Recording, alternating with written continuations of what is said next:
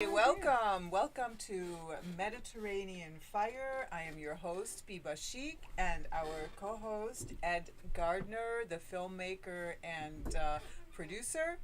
And today we have with us the lovely Satori Shakur, the founder of the Secret Society of Twisted Storytellers. I love that name. Yes, so. Thank you. Anybody who would like to call in, we are opening the phone lines this evening. So think of a question if you'd like to ask Satori, and we will proceed with our interview. First of all, Satori, could you could you tell us about you and your work and background and education? Wow. In 1 sentence or less. Either or. My background as an artist started early. A woman came to my second grade classroom and she whispered to my teacher, and my teacher looked out into the classroom and said, "How many people are right-handed?" And of course, mostly everybody raised their hand. And she went 1, 2, 3, 4, 5, and I was one of them. Mm-hmm. So she took me through the annex. They marched us through the annex. Click, click, click. I could hear the heels. They opened this door, and there were cellos and violins and violas. And they said you could play one. And so I started as a musician. I became a professional musician. I was playing on Motown records. And by the time I got to Cass Tech, studied music.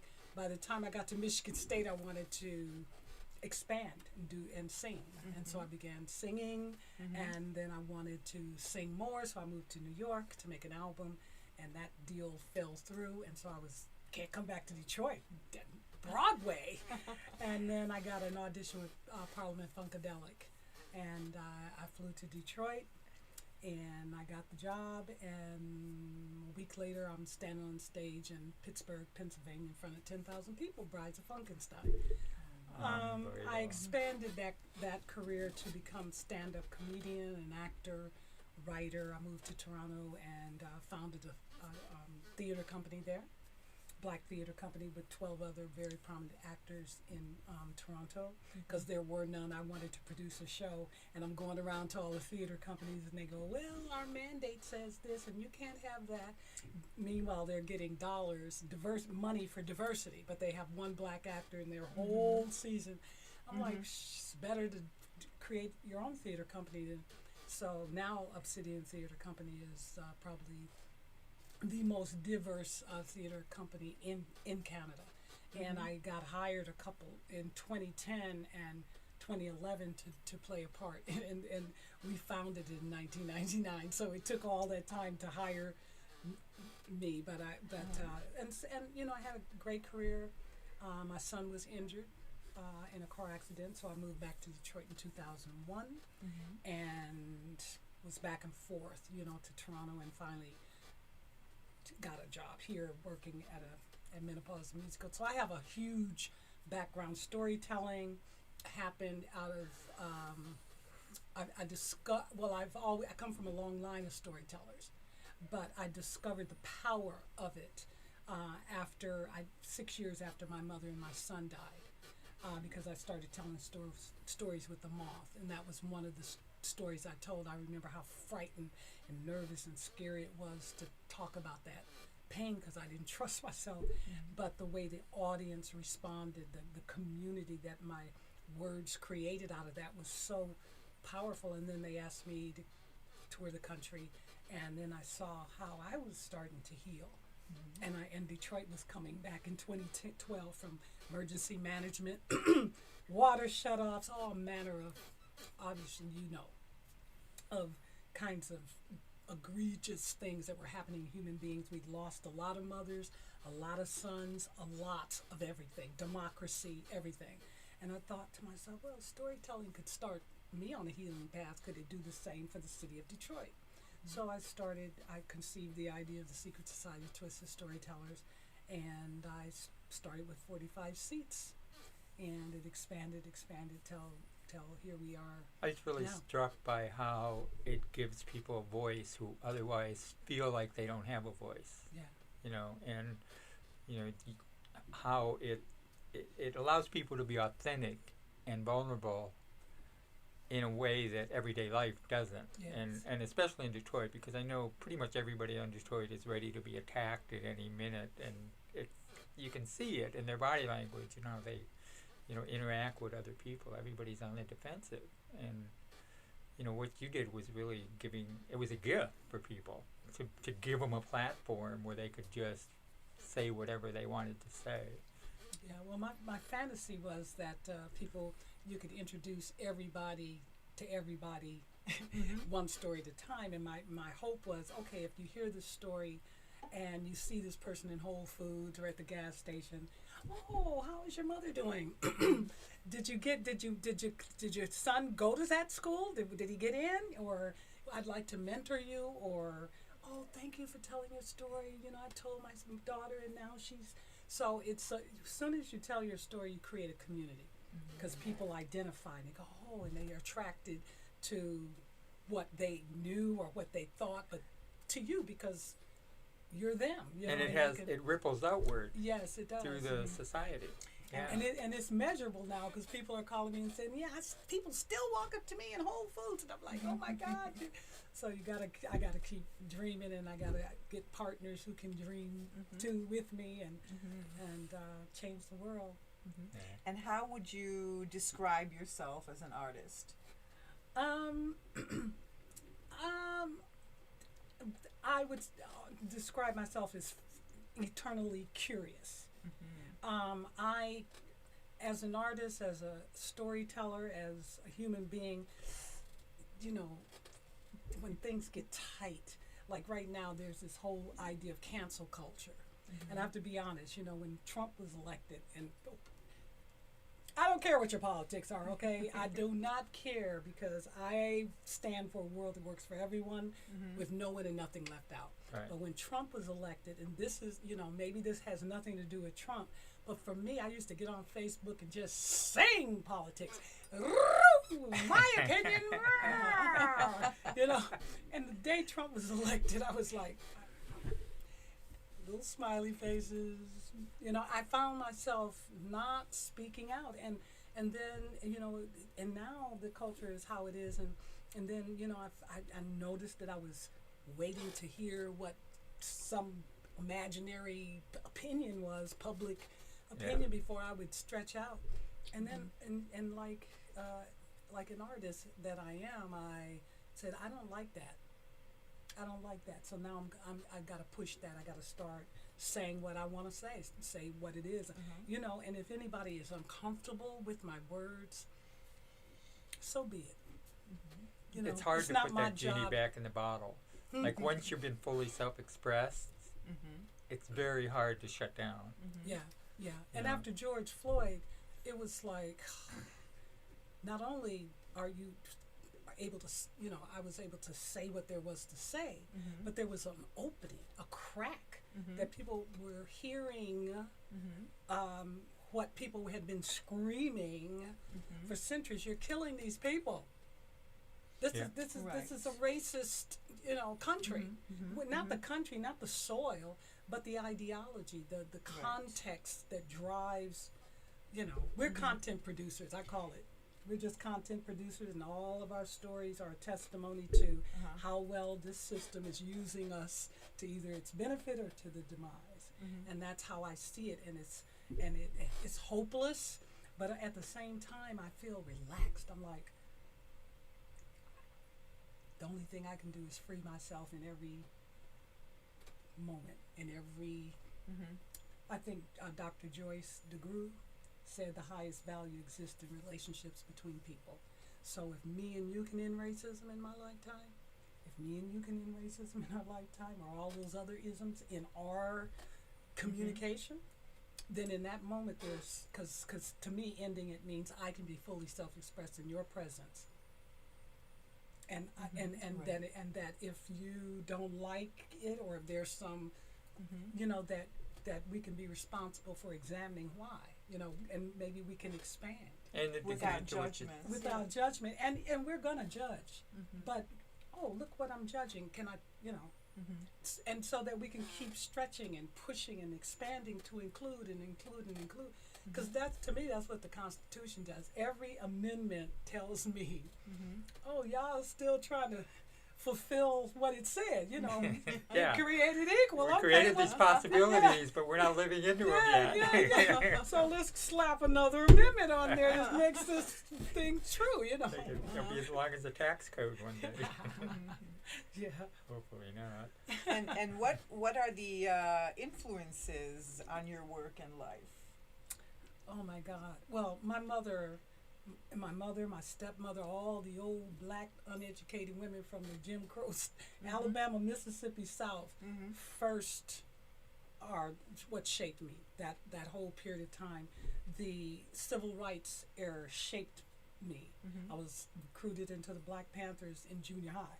Mm-hmm. So my whole. Oh, tell us about that. How did that go? You just go into junior high school, Butzel Junior High School, and there's the Students for Democratic Oh, okay. Society out Alright. there. There's Mhm. Panthers out there. Here in Detroit, Yeah, passing out pamphlets Yeah. and things. Mhm. And you're just like I was they- a member of Students for Democratic Okay, Society. yeah, they're out there, and so And I used to, I when I was at Wayne State, I put on concerts and movies on campus because I was trying to do a fundraiser for the Fifth Estate newspaper.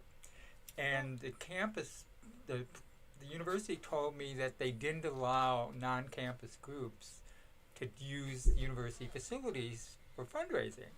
And I said, well, how do I form a campus group then?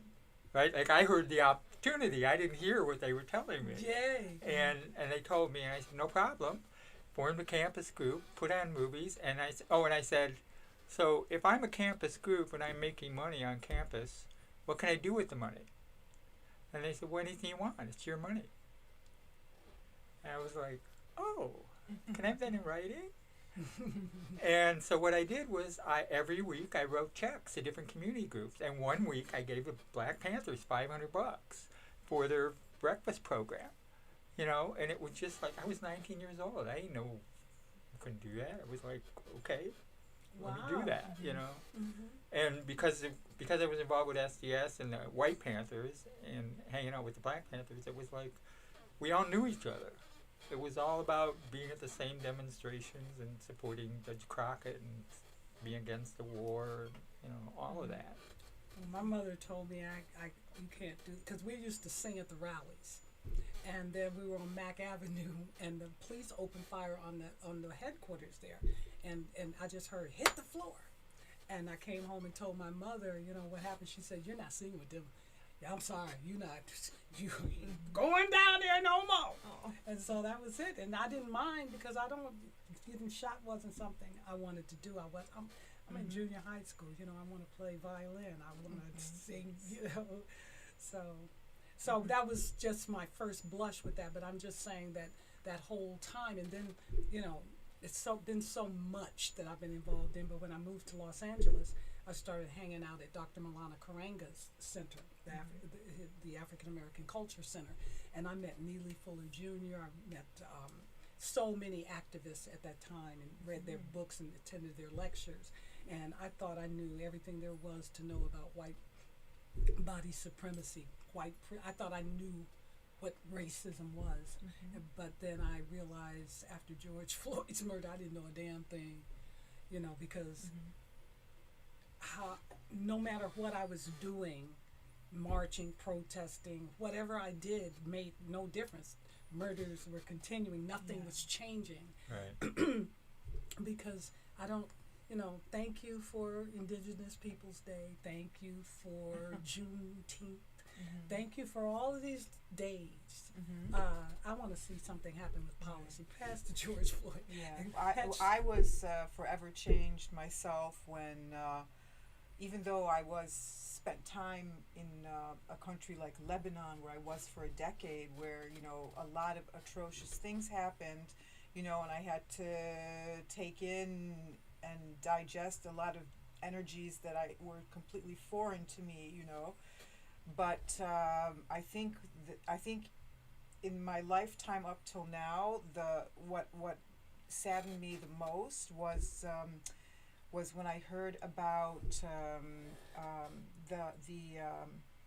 the Arabic 18-year-old boy who was in the Marines and who was getting put in the washing machine on the dryer, and this happened on a continual basis, and all the other Marines, young guys with their shiny buckled shoes, were just, they didn't want it to happen, but they had their heads down, and then after that he was they would take a belt and tie it around in a certain way, so he was like a dog on the walking on his four legs, and the only way that person could get out of this being put in the dryer, with his back, this thing going around, and you could hear the back of this person, was to commit suicide. That's how he was able to escape from it. Okay,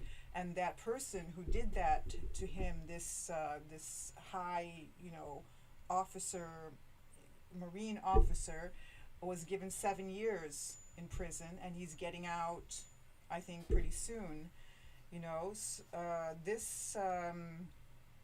I just and this, for me, that was like bridging off, to the George Floyd situation, and at the same time doing a research about the American Indians and how blankets with smallpox were distributed all over the place, to facilitate an easier way of killing. It's I mean, if you know that all of these things are happening and have happened, and meanwhile when 5 million, I think I say it like on every show because we always go in this talk, we start talking about this, it's like 5 million people in Iraq, 5 million people were killed on the pretext of there were supposed to be, nuclear weapons there that there was not. So it's a Holocaust. Yeah. And there's not really enough of an uproar. I mean, people go, "Oh yeah, that happened." Yeah.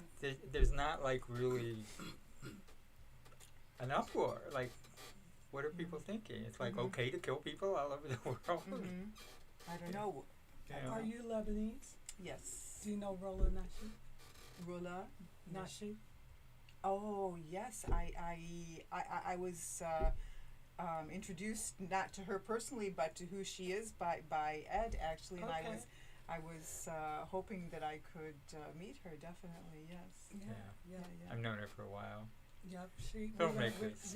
We're gonna work together Yeah. because I have a stand-up storytelling concert that I've created that I wanna shoot. Okay, And well, let's film talk and about it. I got it. You are watching WJZZ Cool TV, the coolest station in the world.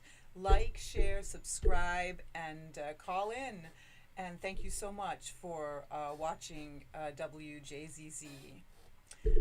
You are on Mediterranean Fire. If you just joined in, we have Satori Shakur, the master storyteller, very humble and wise, experienced, and performer. I'd like to ask you, what are your ideological intentions and the meanings of your work, if you could?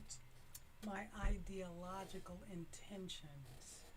What does that mean? You have to, whatever you want, imagine what it means.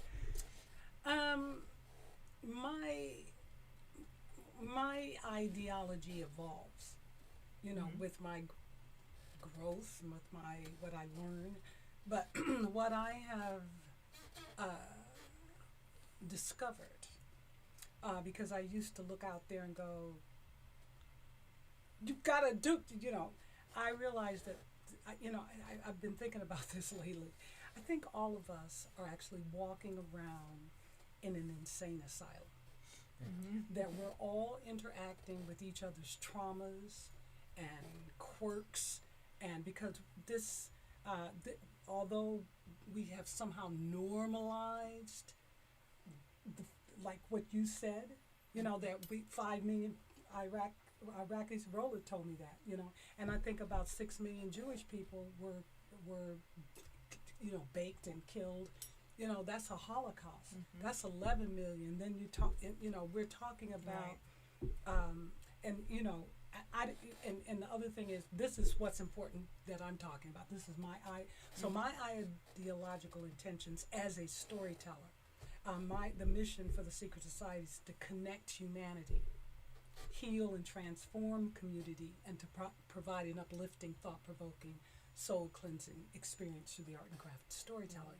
So my intention is to tell stories, and to tell them in certain space, to tell them in any space I can tell them in. But right now, what I'm talking about is something that I call the chip. The chip? The chip, yes. The chip is like a computer program. It's been embedded in my brain since birth. It's been grooming me to be a soldier in the army of white supremacy since the day I was born. I've been marching 24/7 nonstop, perpetuating racism and the big old fat global lie of white superiority and the religion of capitalism. I'm being used by something I don't have any knowledge of, something I'm not giving permission to, and something I can't see. It's a program, and everybody has a chip. You have a chip, I got a chip, everybody has a chip, and depending on your race, your class, your gender, your creed, your color, the chip tells you how to see. Good people on both sides. Right. Tells you how to hear and listen to your echo chamber. It tells you what to say, not say, do, not do, be not. So you don't have to think when you're in certain uncomfortable and seemingly threatening situations. I'm a black woman, so my chip, I'm a certain class of black woman. So my chip tells me I'm not worthy, I'm subservient, I'm not as pretty, not as smart, I shouldn't even try to compete with my white counterparts. I know it's a lie. That's proven every day, every century, but chip tells me, shut up, girl, keep it moving, because you might not get that job. Automaticness to it. Yes, and it does all of us that way. So we're not even there. We're just, we can't even see the strings. Right. But the chip is telling us what to do. We check out. So when I found that I could end racism, because I have I have it too. I keep it in place too by what I don't say. But your access to reprogramming it is first realizing that it's there. Exactly. So that's what I'm going around talking about. And I've told this story in many spaces. I just told it at the Jackson Story Fest on Friday. I've told it at MSU for Rolla's film class. And those young students stood in line. They had questions. They were like, told them for people in, I have a whole lot of places that I've told the story, and I'm developing the story because I want to eventually have it become a workshop where we can talk about the chip, how it uses us, because it's not you, it's your chip. You got to survive. You got to keep this system of advantage in place. You have to keep it. So if we can talk, if we can communicate, if we somehow understand that it's, if we could let go of this program, maybe we could see each other as human beings. Maybe we could not You know what? I don't know. I just I hope I'm not going to get off subject, but as you're talking about the chip, right? Then suddenly, if emotions come up, which they do, but it seems to me that this place of emotion is completely separate or in another place, then this chip is almost like the chip is part of the mental body, but the emotional body is like another body that maybe it doesn't have a chip, but it's emoting or reacting, and I mean, of course, there's also a spiritual body and a physical body, but now I'm wondering about the relation between the chip and these other bodies, but I'm sure that's not a conversation for tonight. No, but I mean, I don't. Why not? Okay, if you have the answer. No, I don't have an answer, but I mean, like a computer program is, boom, it does what it's programmed to do. So if you have to survive a moment, if I have to get a job, and or like, I've gotten so many stories. This woman said that her nephew was going to school, and there were microaggressions. You know, he's coming home telling his parents, and his parents were saying, she said, well, do you need to go up to that school and talk to the teachers? No, I'm not going to go up there and talk to the teachers. I don't want to cause any problems. Meanwhile, the kids got to go every day and get, so it's like we learn what our chip is. Yeah, we get programmed. We get programmed. In response to whatever life throws at us. Yes, and it's, Yeah. and it's generational. It's intergenerational. It's And passed cultural. down and over and over. Cultural. And cultural. Like, you know, we watch movies and we read books, and all of it reinforces the Yeah. cultural values. Yeah. I heard he was on the Breakfast Club. I can't remember Rimza. He was saying that our traumas over time become culture. Yeah. You know, so it's maybe the way we dress. You know. I like Abraham Hicks says that beliefs are just thoughts you keep thinking. I like that. And it's like, oh my God. Like, Yeah. just knowing that, like, Yes. frees you up. Yes. Right? Yes. Because we spout things as if they're true, when really they're just thoughts that we've been thinking too much. Yes. Yes. You know? Yes, it's so crazy. But yeah, noticing it becomes the moment that you have access to something. You know, Yeah. something that you can. And, you know, people say, if you want a different life, tell a different story. Yeah. And, you know, that's the true power of storytelling, Yeah. is that you get to say in Yeah. your story. Yeah. Yes, you It's do. like you do. nobody else is telling that story. Yes. And I always invite people, wherever the cameras are, people, revisit some of those stories that you've been dragging around. Yeah. Are they still true? Do you still feel that way about your uncle now that you're 20 years older? Yeah. Can you understand? Are they the stories of a 5-year-old or Yeah, a 40-year-old? Yes, right? yes. Yeah. Is it still true, or do Yeah. you now, as a more mature person, you understand that? Yeah. I didn't understand my uncle's behavior. He was mean. He was terrible. He was a minister. He was controlling. He, I just did not like my uncle. I was afraid of him. And then I saw Fences. I saw the movie Fences with Denzel Washington. And it was the first time I understood the period of time my uncle was living in, you know. He was born in Mississippi, and he was a brilliant man. He was a filmmaker. He made his own jigsaw puzzle. He had built trains and the tracks and the house. I mean, he was brilliant. He was a minister, and he had respect, commanded a big church. But when he went out in the world, he was a boy.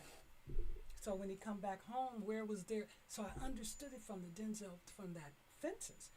And all of a sudden, my uncle, I let all of that feeling that I had about my uncle, I understood his behavior, an oppressed man, big artist, filmmaker, have all these, I can't do it, bottled up. And so when he came home,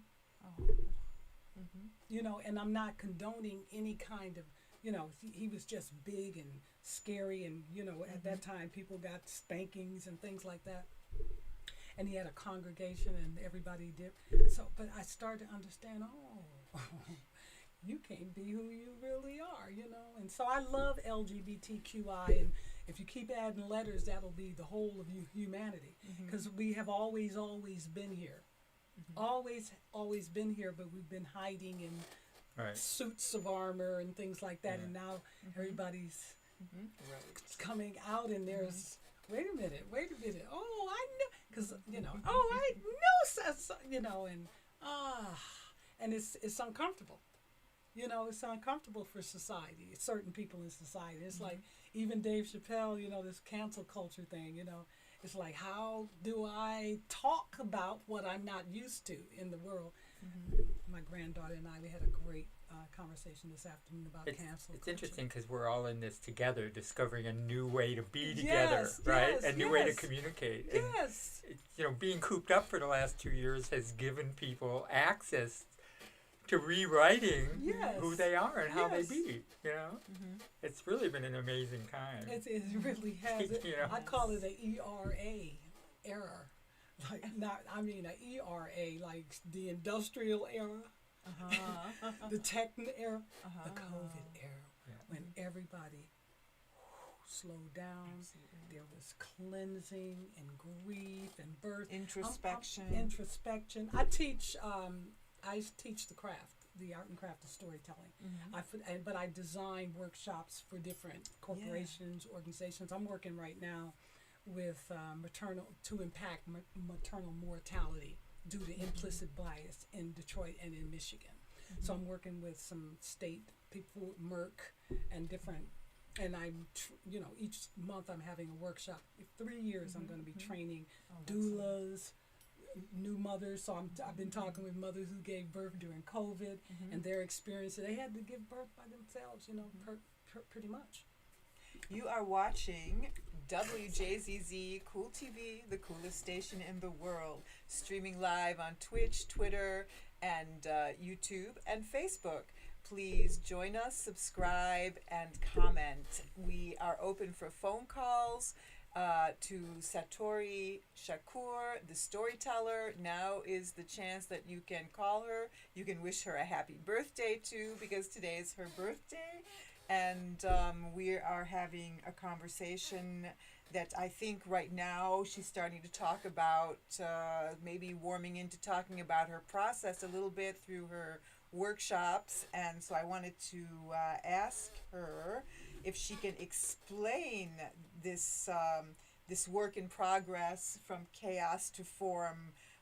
Can you explain how your storytelling materializes? I know it's very ideological language I'm using, but how you go from some kind of feeling or something from nothing into the performance, and also how do you relate your workshops to your own process? That's the second question.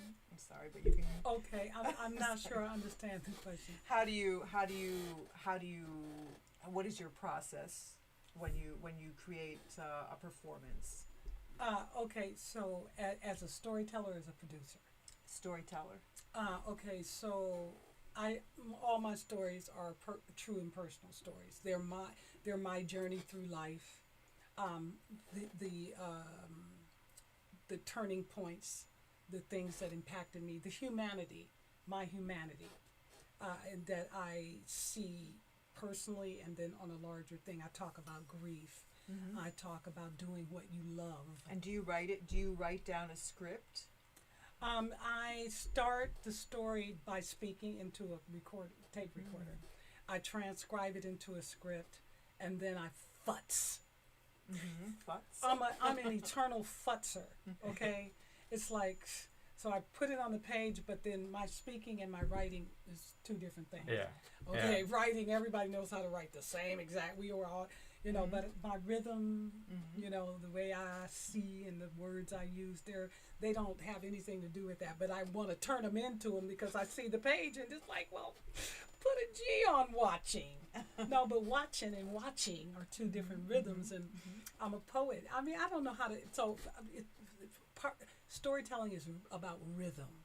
Right. So I'm doing, I've got this piece called Confessions of a Menopausal Femme Fatale. And it starts out, I wish I had my phone. Can I get my phone? Where is it? Sure. Yeah. It's out there with my husband. Oh. All right. Anyway. Yeah. So it starts out, should I do it? Yes, please. Okay, it's copywritten and everything. Anyway, it starts out like it's just a walking bass, and I'm telling the story. So when I was perimenopausal, I didn't know what was happening to me. I had no idea. And then when you ask other women about it, they don't know anything about it either, or they pretend that they don't because they want to. I never heard of it before. They don't want to age. So if you tell them, can you tell me about menopause? How was it with you? I don't know. I'm too young for that. You're 70. You have no eggs. What do you mean? They're all dried up. They're dead. What do you mean you don't know? So there was nothing to leave people, So now I'm running. So anyway, I wrote this piece called Confessions, and so it's it starts out. Oh, I wish I had the whole thing. It was the summer of '99. I'm living in Toronto at the time, and it was hot. I'm 45, fit, with a six-pack, wearing crop tops, thinking, I got to show somebody. Biological clock is ticking, pushing me in directions I don't want to go. I'm a cougar, a man-eater, a femme fatale. Hormones got me horny, feeling slutty, got me on Match.com, believing every man I meet is Mr. Right, and I should have his baby? It's terrifying. I don't want to get pregnant. One child is enough. I'm not a good mother, and I don't want no STDs and such. I'm on guard 24/7. Withdrawal, condoms, the pill. I get a pregnancy test every month whether I'm having sex or not. Then one day out of the blues I hear me saying to myself, you ain't got no business showing your belly button at 45. What? Who said that? Huh? I'm betwixt and between. I start to notice things like all of a sudden I'm hot. Jump out of my skin, hot, can't sleep, night sweats, chills. I used to tweeze my facial hair. Now I'm wearing a beard. I'm not nice. Not anymore. I say exactly what's on my mind, and I'm becoming a bore. I've alienated a couple of coworkers and a few fake friends, and I'm shocked. I don't give a shit. Then I notice I'm telling my mother my deepest secrets and fears. I'm surprised because we haven't seen eye to eye on anything in years. When did we get so close? I'm calling her up and saying, Ma, I feel sad. Sad? Why? I don't know, I just don't feel like myself. One minute I'm laughing, the next I'm crying. I'm gushing. I'm buying the big pack of Super Kotex Plus with wings. And at night, my heart beats real fast like it's going to be right out of my chest. It's scary. Oh, you at the beginning of the change of life. I am? Well, that's what it sounds like to me. Well, is this how you felt when you were at the beginning of the change of life? Tell you the truth, I don't remember. And then the story goes on. That's the beginning. And it goes into different spaces and challenges, you know, because your whole space is being reworked. You're being rewired as a woman. You're losing your ability to have a child, but you're gaining. I can't even describe it. So people, you know, they're afraid of aging. I'm not afraid of aging. I don't know what aging is. As long as you have an idea, dream, a heartbeat, And you got in your something. mind, you're not old until you say you are. It's like, No, until your body say you ain't going nowhere. That's why I it's just keep an on. inconvenience. Yeah. You just don't want to fall down. No, and I appreciate being alive. I mean, but really living, you know what I mean? Not just breathing, you know? So how, like, you did theater and you did music, and these are all, like, kind of coming together in the storytelling? It's everything. And so, do you see, like, is it kind of different art form, theater from storytelling? No, everything is storytelling. You're storytelling now. We're all we do as human beings is tell stories. Yeah. That's how we make sense of. And whether you're an artist or filmmaker or an actor or a singer, you're always telling a story. Always. You just have different mediums. Yes. Yeah. So what I do, my joy, is producing the Secret Society of Twisted Storytellers, where anyone can come tell a story. Now I coach them for 4 weeks. We do an hour each week on the phone, and they bring their story, and they bring some idea to me, and then I midwife the story. Bring it out. I ask questions, and whatever they say becomes what we may use in the story, and we create a pre-selected theme, and we tell those stories, and so I help people craft their story, because everybody has a package of wisdom to share. Everybody doesn't know how to tell a story. You're a filmmaker, you know how to tell a story. I run into that all the time with young screenwriters. They just have a bunch of set pieces strung together with explosions and chases, and There's no character development. There's no Right. like I told one. I remember reading the script. It was It was a werewolf movie, and it was all this convoluted thing. And I read the whole thing, and I said to the writer, I said, "Who's the main character? Like, who's the person I want to identify with and root for?" Yeah. There wasn't one. And Not nary a one. it's like, what? Whose story is it? You Yeah. know? Well, It's got to be somebody's story. yes. And that's what I help people with, like just the tools of the craft, starting the action. We don't need to hear a big old preamble because all that is about, I'm afraid to really, no, start right in the action, because everybody, human beings understand action. I'm sitting here with Diva, and I'm feeling around. If we can, all of that, picking up her water, take a swig, and it's like, is that spring water? Whatever it is, and dialogue, more than two people in the thing create dialogue for interest. It's a lot of things, but using this gift to empower young mothers, to tell other young mothers or pregnant mothers, or to enroll doulas, Right. or to educate health professionals, because oftentimes you walk in a health professional, they already got their story about you.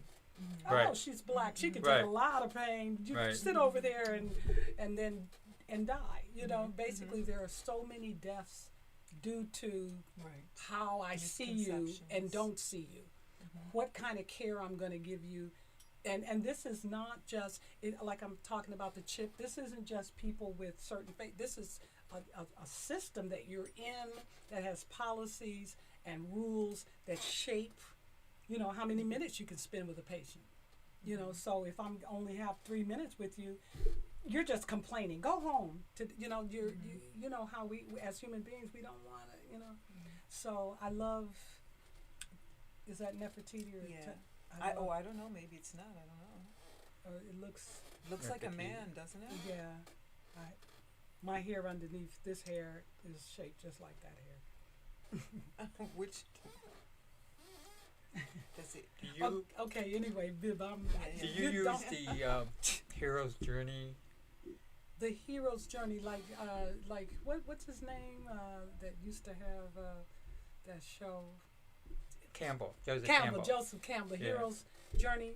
Yeah, I think everybody's a hero. That's why I like people to tell their true and personal stories, because you're taking a journey I may never take.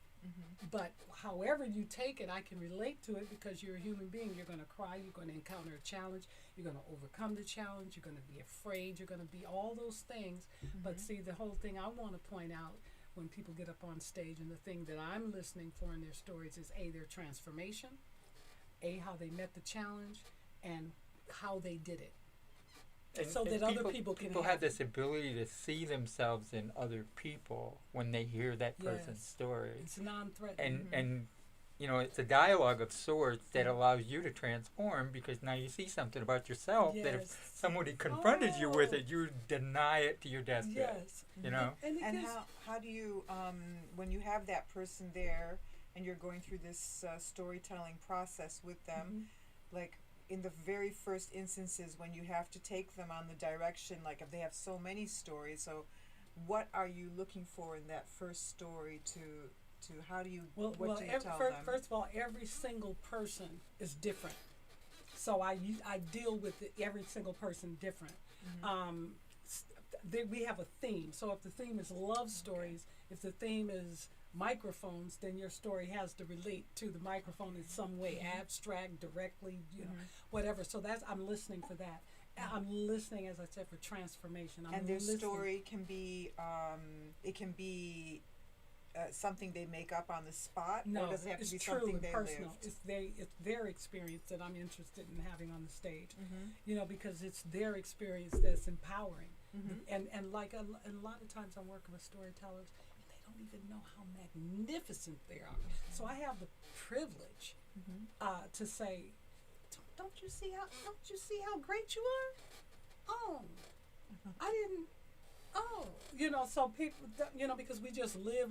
We don't notice how great we are. They knew they were the protagonist, but they didn't know that they were a hero. No, and so and then we get to because my ear I have to see what you're saying. Yeah. So if you're just giving me words, I don't hear that. I only when you start in the action, that's where I start to hear what you're saying because now there's something.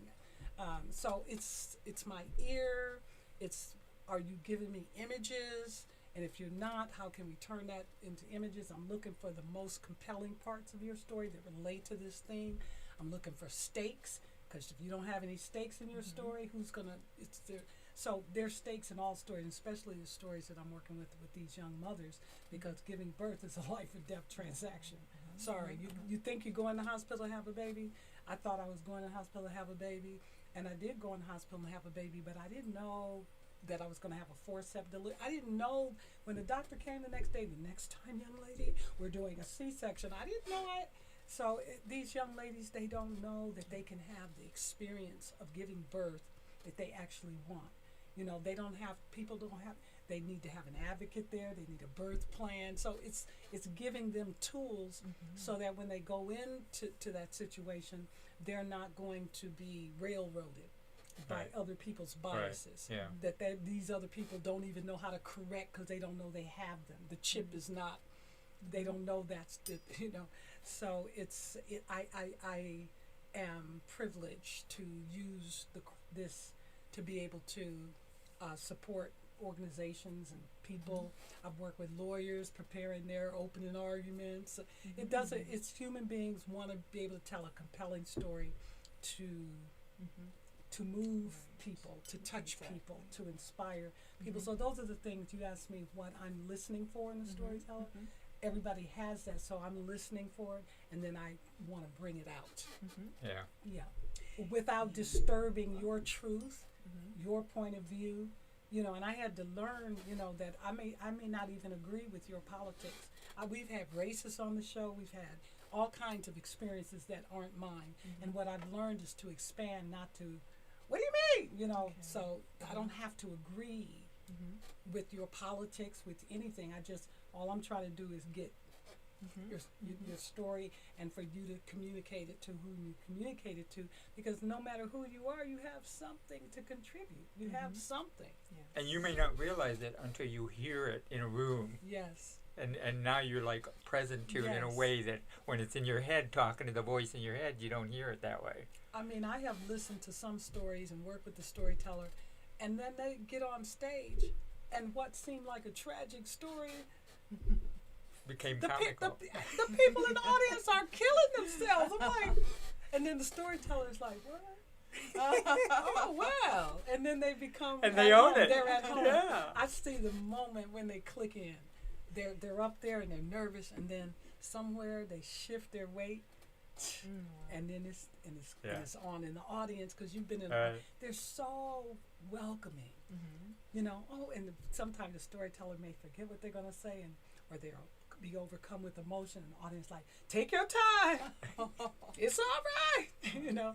And so anyway, I love my life. You That's are great. Watching WJZZ Cool TV, the coolest station in the world, streaming live on Facebook, YouTube, Twitter, and other top social media channels. Like, subscribe, share, and comment. We are Mediterranean Fire. Very happy to have Satori Shakur, the storyteller and the founder of the Secret Society of Twisted Storytellers. And she's explaining a little bit about the process that she works with in different organizations through storytelling to help them be able to transmit or tell a story through whatever work they're doing.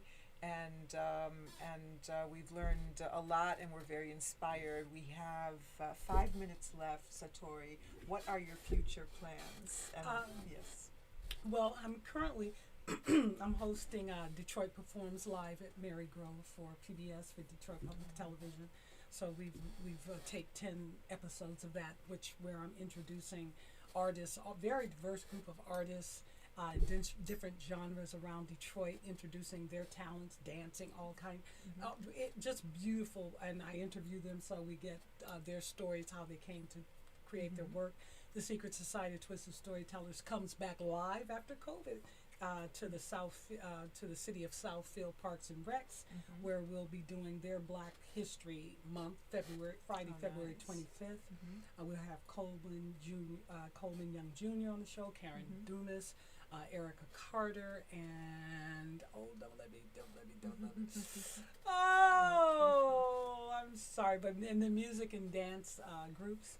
Oh, Rolla Nashef will be on the show. Okay. Yeah. And so the theme is cancel culture. And then moving forward from there, we're looking to see what the right is, is that water damage. So help the right and contribute to our nonprofit too. Go to twistedtellers.org, hit the donate button. And is there anybody out there listening? Is there anyone out there? With a phone? Huh? No, we are out there listening right now to the podcast. There are hundreds of people listening. There are, and you're not calling in. Come on, want to hear your story? Anyway, I love you guys. I love you through your stories, and hit the like buttons on this show. I love meeting you. And I love meeting you. And I love seeing you again after all this time and seeing you looking good. You continuing to create with partners and stuff. So thank you for having me. Yeah. Thank you so much. It's venting on to us, and I hope that I can be. You want to tell a story? Yeah, Okay, I good. want you to be like, to mold me into the Yes, storyteller ma'am. mold. Yeah. Yeah. Yep. Yeah. Anybody want to join me? Let's do a workshop. Maybe we should have a live workshop on the air. That How would be about great. That? That would be great. Oh, that that would would be be really great. interesting. That would really be great. We'll have to talk to the That would be great. bosses about that. It would be off the chain. I mean, it's a magical thing. We're all together, Yeah. and then this burgling up and this Yes. this And synergy. Do you it's ever a work new with communal dreams? interchange now because of COVID. Everybody is doing digital webinars, summits, everything. Yeah. Mm-hmm. Yep. And you're going to be cordially invited to an International Healing Arts Summit. So, as a speaker, healer, and artist, and storyteller, and we'd like to transmit your work to many more people. So, hopefully, we can talk about a future online workshop. Okay. Yeah. Yeah. Because my guilty pleasure is watching these YouTube channels and just listen to people talk. Yeah. And talk about the things that can, especially younger people between 30 and 40 who, their whole thing is getting married and this manosphere and the red pill and all that. I like listening to them because it's just so cute. I mean, because it's like you're going to get over on this other side, but right now, have at it, kids. You just go ahead with this. I know. I've noticed in my neighborhood, I live in Woodbridge, and Woodbridge has had this transition to young married couples who now have small children. In the past 3 years, it used to be there were no kids in Woodbridge, and now there's like now there's Halloween at your door. oh, there's strollers and runners and walkers, and like Yeah. so cute. Yeah, it is. It is. So. That's good though. It's good that Detroit is having a baby boom. Yeah. If it is, I don't know if it is, but there definitely seems to be something happening. People came here. They came here. They uprooted from where they were to come here for a piece of Detroit and the opportunities, and they came here and they made babies, and then the babies said, "Where's the schools? We want schools." And so now the Marygrove Conservatives, they're gonna have younger learning and all these pockets. I see schools being built. So somebody said, I think it was the White Skip Stackhouse at one of our storytelling shows. He said, if you do not hear the sound of children, you don't have a neighborhood. And I remember when I came back to Detroit, because I was living in somebody's basement after Wall Street crash. I was like, had my stuff in storage and was just like, wow.